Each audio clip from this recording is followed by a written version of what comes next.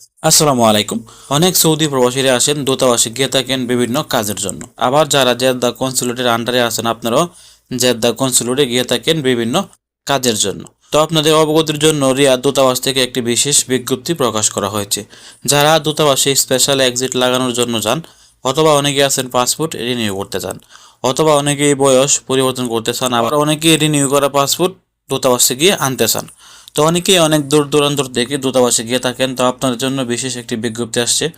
এখানে বাংলাদেশ দূতাবাস জানিয়ে দিয়েছেন, আগামী 16 জুলাই রোজ মঙ্গলবার, অর্থাৎ আগামীকাল 16 জুলাই রোজ মঙ্গলবার আশুরা উপলক্ষে বাংলাদেশ দূতাবাস বন্ধ থাকবে এবং তাদের সাথে জেদ্দা কনসুলেটে কিন্তু বন্ধ থাকবে।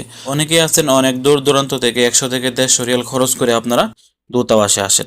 তো আপনারা অবশ্যই ভিডিওটি শেয়ার করুন, ভিডিওটি শেয়ার করে তাদেরকে জানিয়ে দেওয়ার চেষ্টা করবেন যে তাদের কোনো কাজ যদি দূতাবাসে থেকে থাকে তারা যেন আগামীকাল 16 জুলাই মঙ্গলবার দূতাবাসে না যায়। এরপর দিন থেকে তারা গিয়ে তাদের এই কাজটি সম্পন্ন করতে পারবেন। অবশ্যই ভিডিওটি শেয়ার করবেন, শেয়ার করে সবাইকে জানিয়ে দেওয়ার চেষ্টা করবেন। ভালো থাকুন, সুস্থ থাকুন। সৌদি আরবের নিত্য নতুন সংবাদ পেতে দূরপ্রবাসের সঙ্গে থাকুন। আসসালামু আলাইকুম।